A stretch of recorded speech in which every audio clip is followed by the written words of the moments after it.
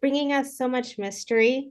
But first of all, I'm curious since we know this series Teacup is based on a novel, where were you excited to be able to expand as a co-writer? Was it in the mystery, the family drama, the Well, the stuff we cannot talk about? I think it was all of it. I think it was taking a book and then kind of flipping it on its head. And instead of expanding, we contract. We go very low to the ground and deal with one single family. The book has lots of characters and big sci-fi and horror and fantasy things, and we take it to a very ground level, intimate experience with one family.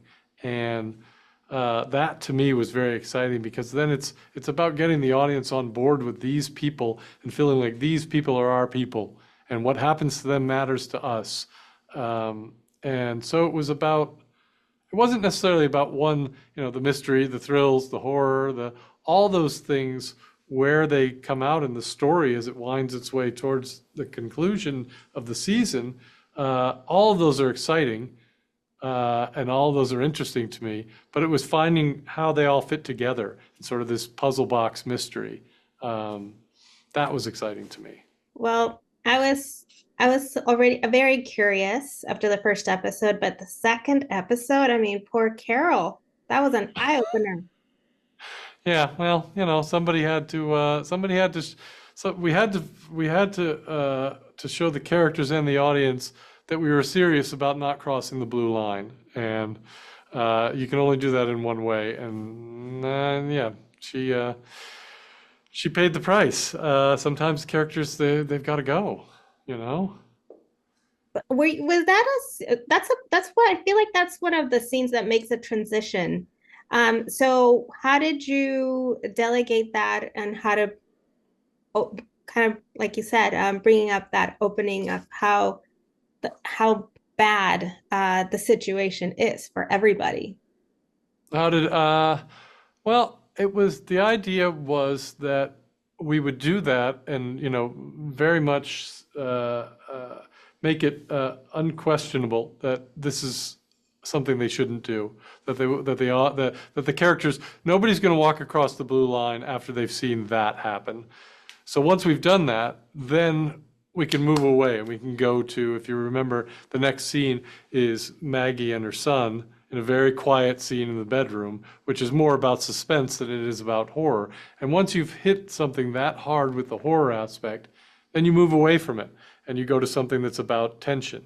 And we do that throughout the series where we go, okay, this is thrilling. Then we go to family drama. Then we go to mystery. Then we go to horror. And the audience is never feels like they're in one place too long, and they're never in one mode of storytelling for too long.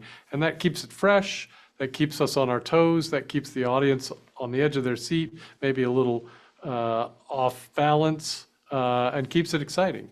And what was the purpose for making these short episodes, 30, 34, 35 minutes? Because I feel like they should have been a little longer. It's like Really? you leave us at hooked.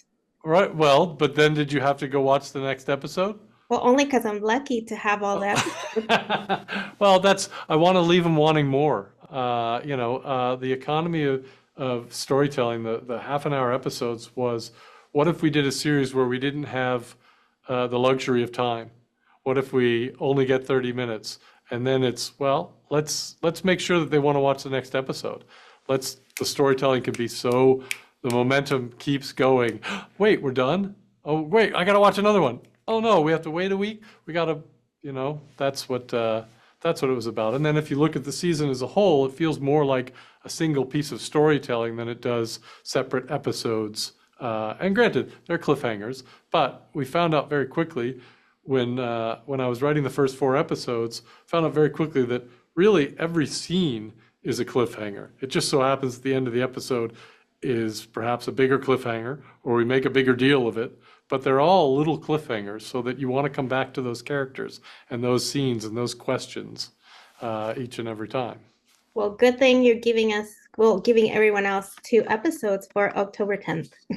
Yeah, exactly. Yeah, the Peacock was very smart to give people two, so they don't complain. Hopefully, so they don't complain that they don't get to see enough. That's right. Well, thank you so much for your time and congratulations.